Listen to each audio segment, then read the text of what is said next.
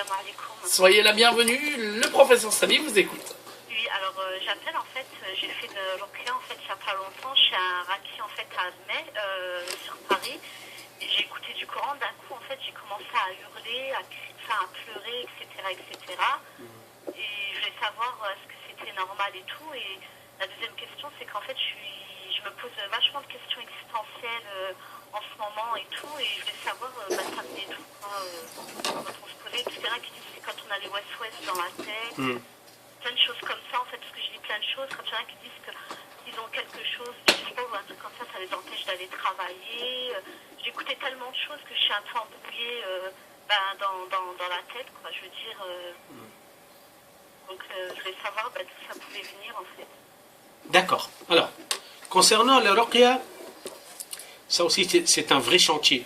C'est un vrai problème auquel malheureusement beaucoup de musulmans, voilà, que Dieu me pardonne, mais avec une grande différence, c'est comme si quelqu'un il va chez le voyant. C'est presque la même démarche. La démarche, elle est pareille.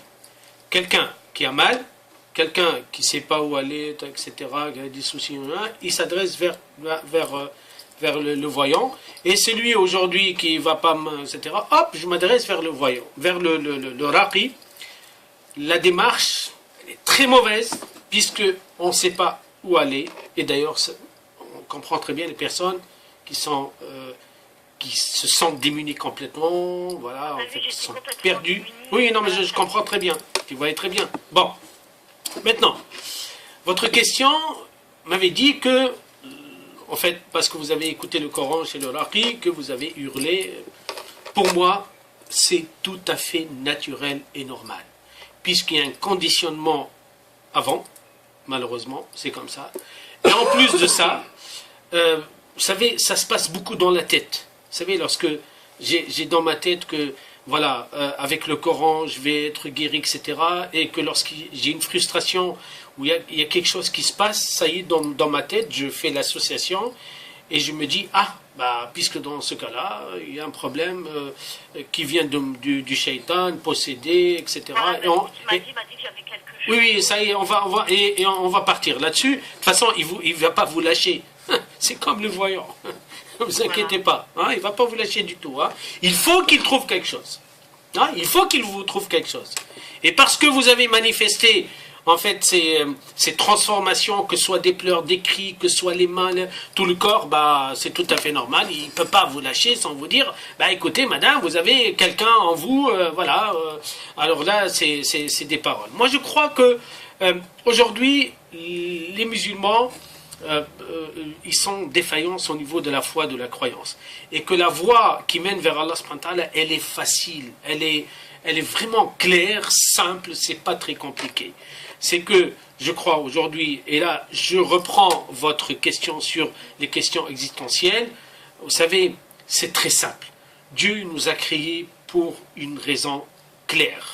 Nous sommes des créatures d'Allah pour l'adorer, pour l'aimer, pour appliquer ses ordonnances. Ces ordonnances, elles sont très claires.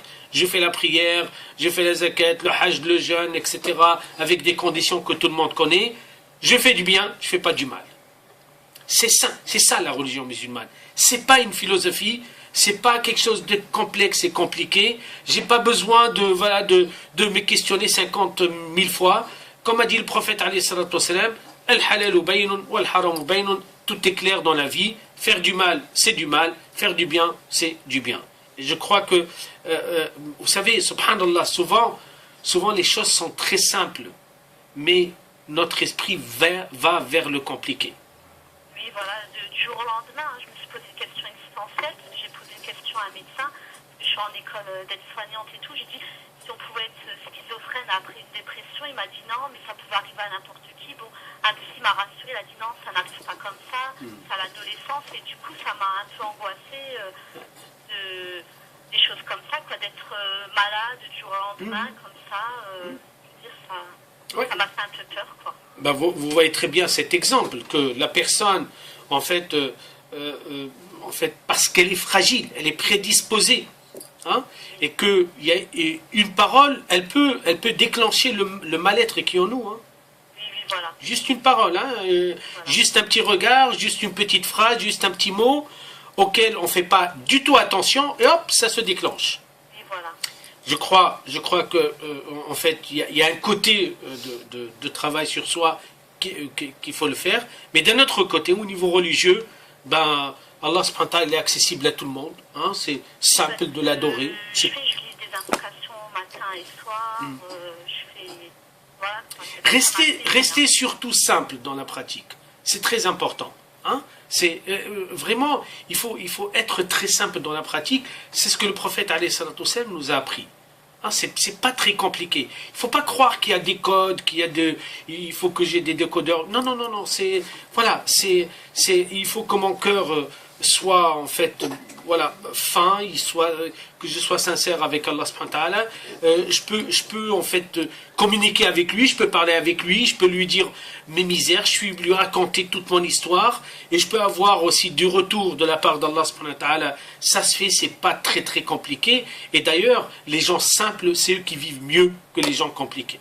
Oui, puis bon, du fait est qu'aussi j'héberge une nièce qui est pas bien, parce que, bah voilà, etc. Alors je me suis mis peut-être son mal-être en moi dans la tête. Et du coup, moi, je crois qu'il n'y a pas qu'un seul facteur. Hein. Il y a plusieurs facteurs qui peuvent expliquer pourquoi vous êtes arrivé à ce stade. Et honnêtement parlant, il faut juste maintenant revenir, hein, d'abord arrêter cette hémorragie, revenir sur soi, essayer vraiment je dis bien une bonne thérapie d'une séance, ça suffit pour tout remettre en place. Vous savez, c'est comme l'ordinateur. Lorsqu'il bug, en fait, les fichiers, voilà, on ne sait plus où ils sont, etc. Ben là, il faut formater. oui, c'est des pensées obsessionnelles hein, qui. Ouais, mais ça, après, vous savez, l'esprit, subhanallah, c'est à l'intérieur de nous. Vous savez, il y a comme des choses complexes et compliquées, des mystères. Et je crois qu'il faut pas écouter ses peurs. Hein? Il ne faut pas avoir peur de ses peurs, comme disent beaucoup de psys. Et je crois que c'est très important aussi de dire, voilà, moi personnellement, hein, d'après ce que j'ai compris de votre appel, c'est qu'il y a des alertes, il y a des signaux. Hein, il faut les prendre beaucoup au sérieux. Maintenant, il faut se dire, d'accord, ok, j'ai ces signaux, ce sont des symptômes, ça reflète, en fait, c'est un écho d'un mal-être que j'ai depuis très longtemps, avec aujourd'hui d'autres réalités qui peuvent aussi accentuer ce mal-être. Ce que je fais, je m'adresse à un professionnel, à quelqu'un qui sait écouter, qui sait accompagner, et vous allez voir, ça va aller très très bien, bien. Oui, ben merci alors. Voilà. Merci de votre appel, madame, et merci à très